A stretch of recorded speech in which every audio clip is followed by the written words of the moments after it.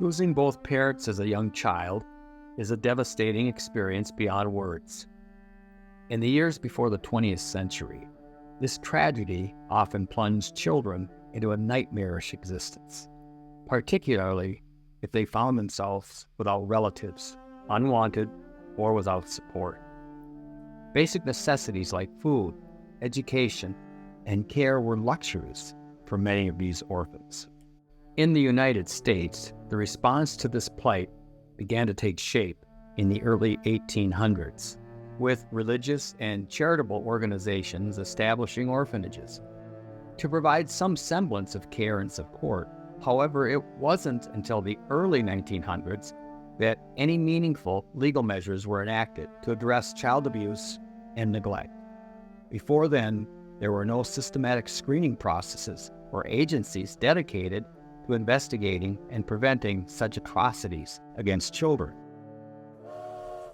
Between 1864 and 1899, an unusual chapter in American history unfolded with the advent of orphan trains, which transported approximately 250,000 children from urban areas to communities nationwide during that era. Contrary to the name, many of these children were not true orphans. Rather, they came from families living in poverty, children who were simply abandoned, or parents struggling with illness or alcohol or drug abuse addictions. Some parents were just unable to care for their children anymore.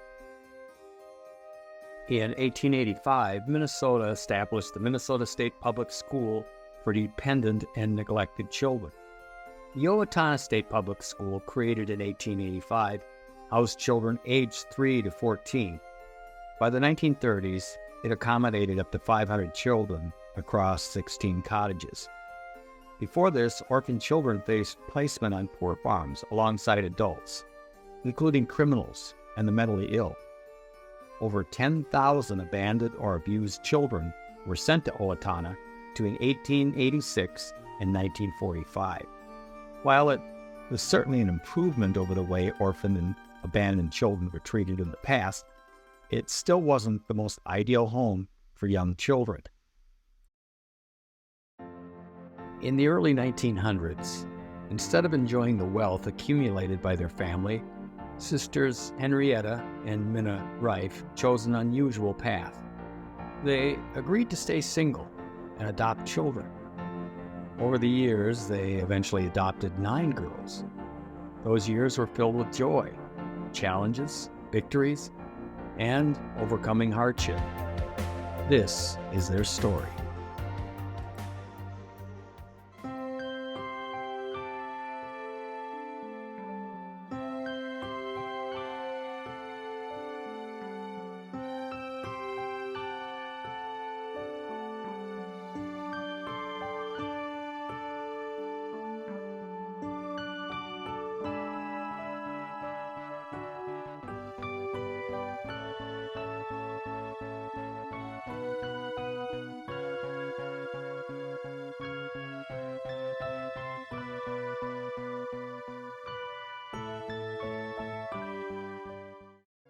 Today I'm going to tell you about is my grandmother, who lived on 18th Avenue in North St. Paul.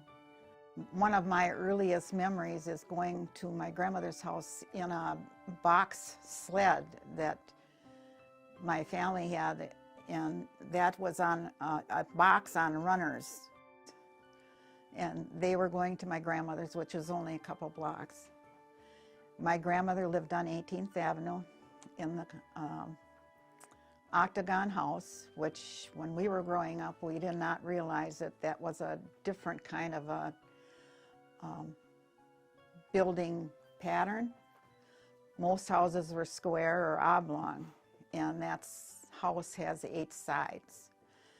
Not too many were built, and to the best of my knowledge, this is one of the only ones that are still surviving in the state of Minnesota. My grandmother lived there. Well, they are in the 1910 census, and I believe they moved there sometime between in the early 1900s. My grandmother's family consisted of her mother and father, two sisters. They actually had three girls and one son. The son was the youngest. Jean Sin is the daughter of Dorothea Reiff. Dorothea was the very first child adopted by the Reiff sisters. I am Jean Catherine Weber Sin, born June 11th in 1931. I'm sitting in the house that my husband built for me 70 years ago. And I have lived on this street since I was 5 years old. So I have been a North St. Paul resident all my life. The parents of the two sisters, Ernest and Dorothea Reiff, had embarked on a remarkable journey from Germany to the United States, where they ended up in St. Louis. They traveled by covered wagon to North Dakota. Despite overcoming the adversities of winds, fires, and blizzards, the family's decision to relocate to North St. Paul was influenced by both the danger of Sitting Bull's uprising and a strategic business opportunity. Ernest Sr. came to America with some wealth, and he was an astute businessman. His acumen shone brightly when he purchased the struggling St. Paul Casket Company during the economic downturn of the 1890s, transforming it into a flourishing enterprise. Their residence on 18th Street in North St. Paul, akin to the prestigious Summit Avenue in St. Paul, reflected their elevated status in the community. When their daughter Magda ventured into married life elsewhere, the siblings Etta and Minna were entrusted with the family home to nurture their adopted children, supported by a generous monthly allowance of $5,000 per year, a substantial sum equivalent to approximately $110,000 in today's currency. Ernest Jr., who became a successful businessman in his own right, was also involved in revitalizing St. Paul Winter Carnival, culminating with his portrayal of Vulcanus Rex in the 1940 Winter Carnival, which added to the family's illustrious legacy. My grandmother and her sister had taken a trip to Europe prior to my mother's, when they took my mother in, and they had so much fun in Europe, but their mother said, "Oh, you can't go back. I get too lonesome without you." And they figured if they adopted a baby, their mother would be too busy to worry about. Yeah. My mother's name is Dorothea. She was the first baby that the two sisters adopted. My mother was born in 1908, and she was born in December. We would ask my mother about why didn't you look for your mother, or why didn't you look for your background? And she said, why would I look for a mother when I had a mother? I had a mother that loved me. Mm-hmm. And that's as much as she would say. My grandmother was all in for sharing and caring. In those days, there were no orphanages as such. The adopted children referred to the two sisters as Aunt Etta and Aunt Minna. The grandchildren called Etta grandmother and would call Minna aunt. Jean wasn't quite sure how that all got started, but she said it fit both of them. And there was no government money going to any orphans or kids that needed a home. They did have an orphanage down in Owatonna. Okay. Owatonna Children's Home. And most of them, my grandmothers, came from there. After my mother was born, they had so much fun, so they adopted Mitzi, another little girl. I do know that after they got Mitzi, they named her after their brother. Her name was Ernesta, but none of the family called her Ernesta. She was Mitzi to the whole family. I know nothing about Mitzi's background, Mitzi was a petite woman. She didn't quite make 5 feet tall, and or maybe she's just over 5 foot. She became a registered nurse, and she was in the Army as a nurse for World War II. She never married and eventually moved back to take care of my grandmother in her home. They realized they needed a little more help, that having an older child would be helpful, and they knew there were older ones available. It happened that the one suggested to them was Muriel, and Muriel had 2 younger sisters. And so they decided they would take Muriel and Abby, the second sister, and one of them said, "No way, please take all of us," which they did then. They took all 3 girls. And these 3 girls were from those 3 orphanage in girls Owatonna? were, but my mother must have been maybe 8 or so when they had died, and Emma was very close in age to my mother. One of the other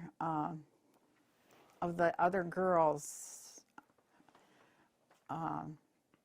only one of them really was diligent, really, about trying to find her family. She actually was adopted from, she knew where she was adopted from and her family. And her nickname was Finny. Her name was Martha, but her nickname was Finny because she came from a Finnish family. Okay. And she did look for and found her birth family. None of the other girls did that. Eventually, some of them tracked down the possibility. The twins were born prematurely, I think, and because they said one fit in a shoebox when they were brought home. So they were really young, but they also came from the Owatonna. The youngest one that came was Tana. She was adopted from Montana, and so my grandmother named her Montana. She changed her name later on to Tana because she didn't like being named about it, for a state. But she was partially Indian, and I think, I'm not positive about this, but I think the mother died at birth and the father was not in the picture at all. Tana turned out to be one of the first hired lifeguards at Silver Lake Beach when she was in high school. So that was, she was always athletic, and I can remember Minna being carried down the stairs for Christmas, and but she never walked. I was told that she had fallen for and married, and I don't think there's any, I never looked to see if there was any record of any marriage or divorce. And it was Emma that told me the story. I'm sure there was a basis to it. I was told that she had been damaged internally, physically, by the man she chose to marry.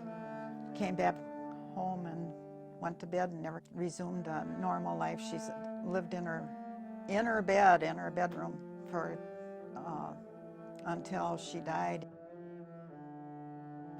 And she died from cancer. So I think it happened before most of them were mature. I think it probably happened in the 20s. So then would that have left Henrietta to raise everybody? If this is in the 20s and Minna... Basically, yeah, basically.